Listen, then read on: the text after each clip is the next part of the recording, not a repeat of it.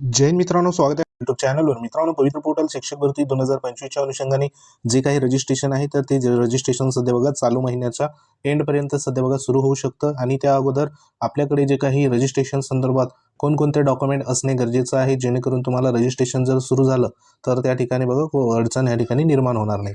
तर तुमच्याकडे जे काही डॉक्युमेंट आहे तर त्याच्यापैकी अति महत्त्वाचे जे काही डॉक्युमेंट आहे तर ते नेमके कोणते लागणार आहे, कारण त्याच्यानुसारच पुढेचं जे काही तुमचं रजिस्ट्रेशन असेल तर ते रजिस्ट्रेशन झाल्यानंतर त्याच्यामध्ये जी काही माहिती आहे तर ती माहिती सध्या तुम्हाला भरावं पडेल. तर ह्या व्हिडिओच्या माध्यमातून जे काही 2025च्या पदभरतीमध्ये रजिस्ट्रेशनला लागणारी जी काही डॉक्युमेंट आहे तर ते डॉक्युमेंट संपूर्ण आपण बघणार आहोत. तत्पूर्वी तुम्ही जर आपल्या चॅनलवर नवीन असाल तर चॅनलला आवर्जून सबस्क्राईब करून घ्या. बाजूला बेल आयकॉन आहे त्याला देखील प्रेस करा. तर ह्या ठिकाणी महत्त्वाचं या ठिकाणी बघा जे काही डॉक्युमेंट्स आहे तर ते डॉक्युमेंट्सची आपण ह्या ठिकाणी जी काही आवश्यक कागदपत्राची यादी आहे तर ती यादी शिक्षक अभियोग्यता आणि बुद्धिमत्ता चाचणी 2025च्या अनुषंगाने उमेदवारांना पवित्र प्रणालीवर स्वप्रमाणपत्र पूर्ण करण्यासाठी व पवित्र प्रणालीवर अपलोड करण्यासाठी आवश्यक कागदपत्राची ह्या ठिकाणी यादी सध्या बघा आलेली आहे. आता ह्याच्यामध्ये जे काही सध्या महत्त्वाचे जे काही डॉक्युमेंट आहे तर तेच आपण इथं त्याच्या संदर्भात चर्चा करणार आहोत.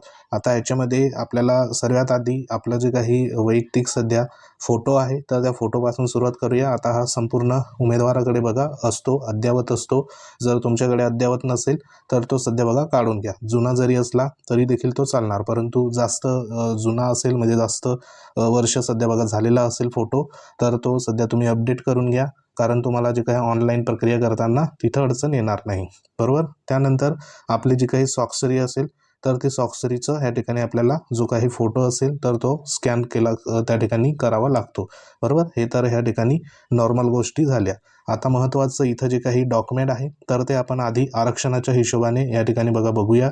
त्याच्यामध्ये सर्वात महत्त्वाचं या ठिकाणी आरक्षणाच्या संदर्भात या ठिकाणी महाराष्ट्र रहिवासी असल्याचे अधिवास प्रमाणपत्र सध्या बघा तुम्हाला लागणार आहे. अधिवास प्रमाणपत्र म्हणजे काय, तर जे काही डोमोसाईल आहे तर ते सध्या तुमच्याजवळ असणं गरजेचं आहे. ह्याच्यानुसार तुम्ही म्हणजे महाराष्ट्र राज्याचे रहिवासी आहात अशा संदर्भात बघा त्या ठिकाणी तुमचं ते गृहीत धरलं जातं.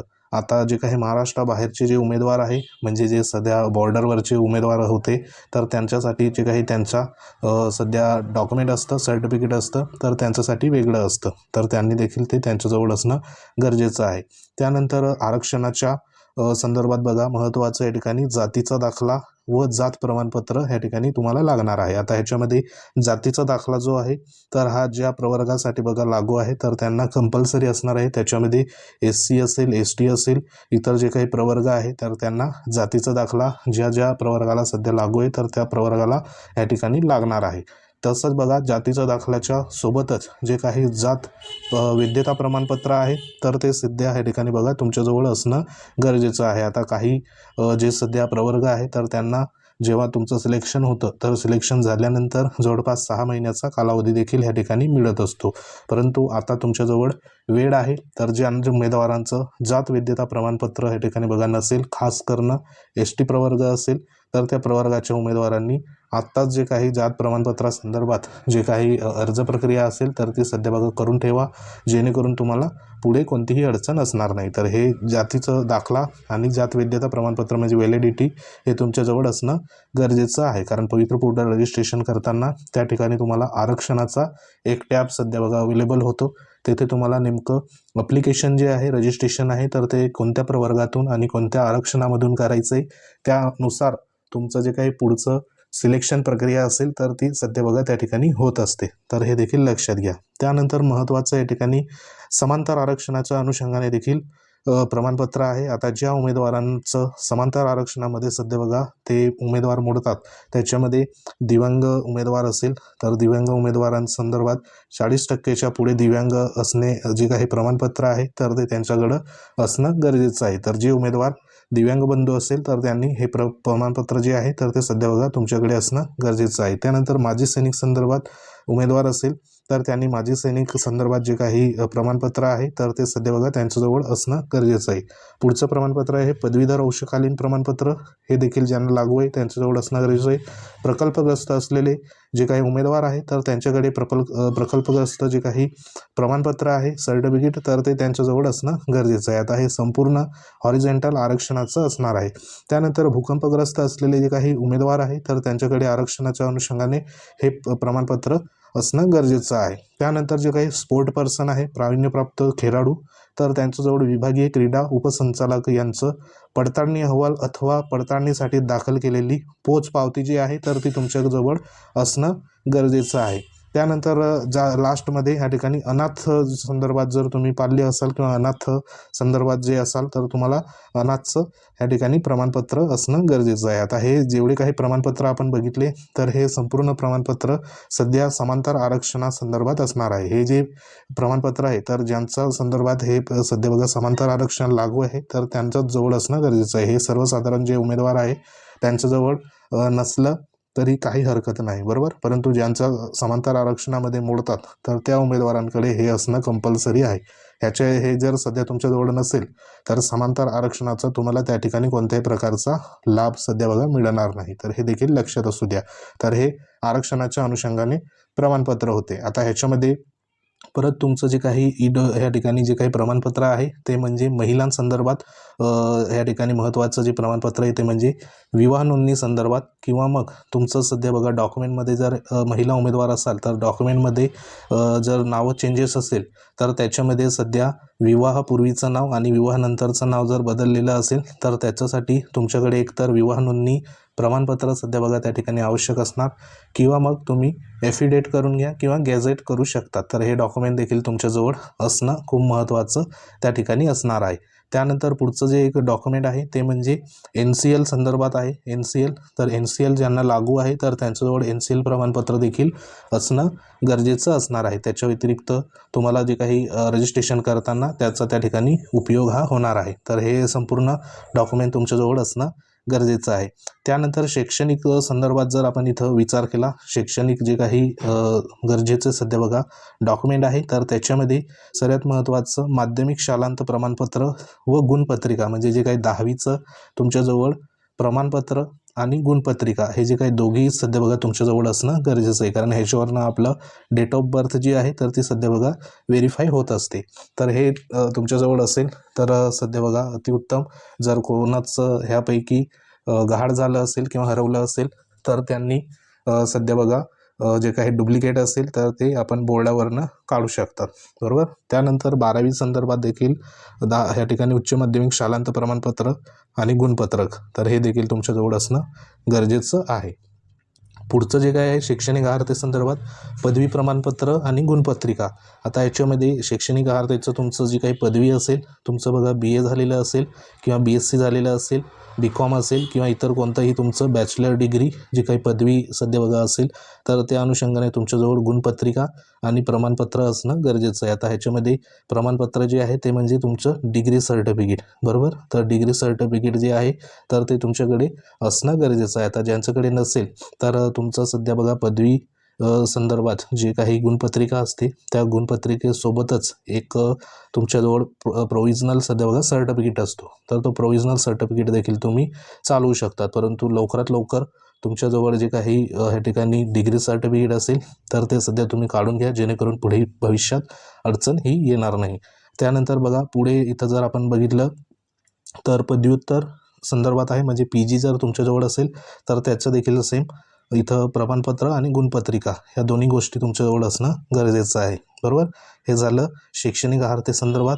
त्यानंतर जे काही व्यावसायिक अर्हतेच्या अनुषंगाने इथं माहिती देण्यात आली तर व्यावसायिक अर्हते संदर्भात तुमचं D.Ed असेल, DTED असेल, DLED असेल, TCS असेल किंवा इतर जे काही स्पोर्ट पर्सन संदर्भात जे काही पदं असेल त्या संदर्भात तुमच्याजवळ जे काही व्यावसायिक अर्हता असेल तर त्यांचं देखील तुमच्याजवळ प्रमाणपत्र आणि गुणपत्रक असणे गरजेचं असणार आहे. आता ह्याच्यामध्ये वेगवेगळे सेमिस्टर देखील असतात, बरोबर. तर ह्याच्यामध्ये तुम्हाला जे काही फायनल इयरचं गुणपत्रक असतं तर ते खूप महत्त्वाचं तुमचं त्या ठिकाणी बघा असतं. तर ते तुम्ही एकदा चेक करून घ्या, कारण काही उमेदवारांचं फर्स्ट सेमिस्टर, 2 सेमिस्टर, तिसरं, चौथं असं सेमिस्टरचे प्रमाणपत्र असतात.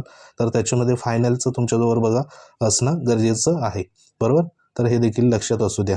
त्यानंतर तुमच्याकडे पुढचं पदवी स्तरावरील जी काही व्यावसायिक अर्हता आहे, म्हणजे BEd असेल, BLEd असेल, त्यानंतर या ठिकाणी BSc BEd असेल, BPEd असेल, BPE असेल, इत्यादी जे काही प्रमाणपत्र असेल, गुणपत्र, तर ते देखील तुमच्याजवळ या ठिकाणी व्यावसायिक अर्हतेच्या अनुषंगाने पदवी स्तरावरील त्यासाठी महत्त्वाचं असणार आहे. आता याच्यामध्ये प्रत्येक उमेदवारांचं BEd असेल तर त्या BEdमध्ये बघा फर्स्ट मेथड, सेकंड मेथड जी असते तर ती देखील सध्या चेक करून घ्या, जेणेकरून तुमचं BEd संदर्भात जी काही मेथड आणि पदवी परीक्षेमध्ये जी सध्या तुमचा स्पेशल विषय असेल तर त्यानुसार तुम्हाला जे काही रजिस्ट्रेशन करताना तेथे जे काही विषय आहे तर ते विषयांचं देखील सध्या बघा मेन्शन करायला पडतं. त्यानुसार तुम्हाला पुढचे जे काही प्रेफरन्स आहे तर ते सध्या बघा जनरेट होत असतात. तर ते देखील एकदा चेक करून घ्या.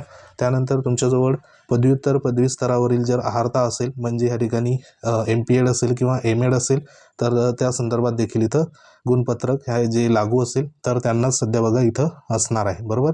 त्यानंतर इथं स्पोर्ट पर्सन संदर्भात जे काही स्पोर्ट टीचर असेल त्याच्यासाठी BPEd संदर्भात किंवा इतर जे काही शैक्षणिक अर्हता किंवा प्रमाणपत्र असेल तर ते तुमच्याजवळ असणं गरजेचं असणार आहे. तर हे संपूर्ण जे काही व्यावसायिक अर्हतेच्या अनुषंगाने DEd असेल, BEd असेल, MEd असेल तर जे तुम्हाला या ठिकाणी बघा लागू असेल तर त्याच्यामध्ये DEd तर कंपल्सरी बघा असणार आहे. जे उमेदवार 1 ते 5 साठी ॲप्लिकेशन करणार आहे तर त्यांच्यासाठी कंपल्सरी असणार आहे. त्यानंतर BEd तर या ठिकाणी बघा तुमच्याजवळ पाहिजे 6 ते पुढचं जे काही 8 असेल किंवा 9 ते 10 या गटासाठी, बरोबर. त्यानंतर तुमच्याजवळ पुढचं जे काही पदवी असेल PG संदर्भात तर ते असेल तर ते ज्या उमेदवाराला लागू आहे तर त्यांना लागू असणार आहे, बरोबर.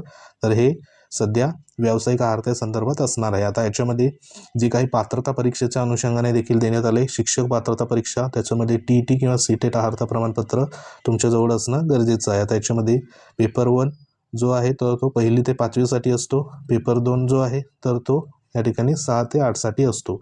तुम्ही जर ह्यापैकी दोघांपैकी कोणताही पेपर क्वालिफाय नसाल आणि तुमची पात्रता बघा या ठिकाणी 9 ते 10साठी असेल किंवा 11 ते 12साठी असेल तर त्या ठिकाणी तुम्हाला संधीही मिळणार आहे. तर हे देखील तुम्ही लक्षात असू द्या.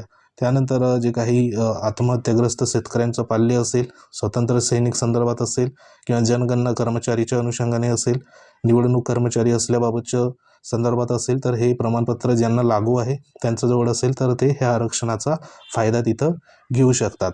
त्यानंतर इथं एक महत्त्वाचा जो काही पेसा क्षेत्रातील उमेदवारांसंदर्भात आहे, जे उमेदवार पेसा क्षेत्रात सध्या बघा येतात तर त्यांना पेसा क्षेत्रातील जो काही दाखला आहे, पेसा दाखला, तर तो सध्या बघा तिथं लागणार आहे. तर ज्या उमेदवारांचा काढला नसेल, जे उमेदवार पेसा क्षेत्रातील, पेसा जिल्ह्यातील येतात तर त्यांनी आपापल्या प्रकल्प कार्यालयाला जाऊन सध्या बघा तो दाखला काढून घ्या, बरोबर. तर हे एक महत्त्वाचं असणार आहे.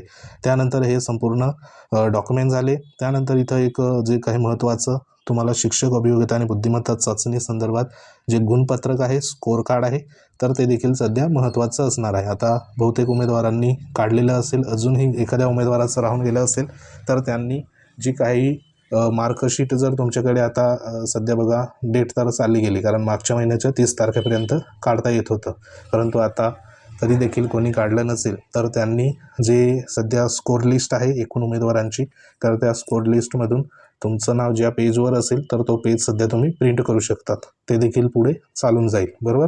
त्यानंतर हे जे काही संपूर्ण डॉक्युमेंट आहे तर हे डॉक्युमेंट सध्या बघा तुमच्याकडे ओरिजिनल आणि झेरॉक्स प्रत जी असेल तर ती तुमच्याकडे असणं गरजेचं आहे. तर हे संपूर्ण डॉक्युमेंट तुम्ही एकदा सध्या बघा चेक करून घ्या, जेणेकरून तुम्हाला पुढे कोणत्याही प्रकारचं जे काही प्रॉब्लेम असेल तर तो प्रॉब्लेम सध्या येणार नाही. तर एवढे डॉक्युमेंट सध्या तुम्हाला पवित्र पोर्टल सुरू झाल्यानंतर किंवा जे काही सध्या टॅब अवेलेबल झाल्यानंतर एवढे डॉक्युमेंटची तुमच्याजवळ ह्या ठिकाणी बघा गरज भासणार आहे. म्हणून हे डॉक्युमेंट आता चेक करून घ्या. ह्या संदर्भात तुम्हाला अजून काही अडचणी असेल तर कमेंट बॉक्समध्ये कमेंट नक्की करा, जेणेकरून तुम्हाला त्या संदर्भात पुढे मार्गदर्शन केलं जाईल. तर सध्या तरी हे महत्त्वाचे डॉक्युमेंट होते. आता याच्यामध्ये ज्यांचं सध्या बघा स्पेलिंग मिस्टेक असेल, म्हणजे एखाद्या उमेदवाराचं नाव जे आहे तर ते नावामध्ये बघा बदल झालेला आहे, बरोबर, किंवा तुमचं जे काही डॉक्युमेंट असेल त्या डॉक्युमेंटमध्ये स्पेलिंग मिस्टेक झालेली आहे तर अशा उमेदवारांनी एफिडेट किंवा गॅझेट सध्या बघा करून घ्या.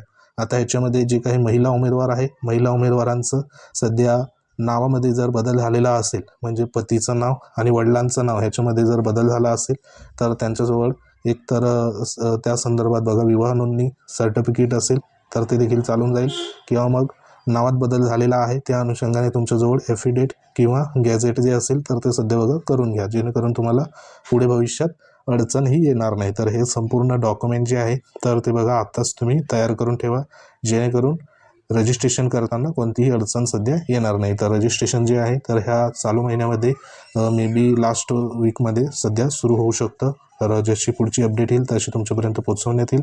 सध्या तरी ही एक महत्त्वाची अपडेट होती.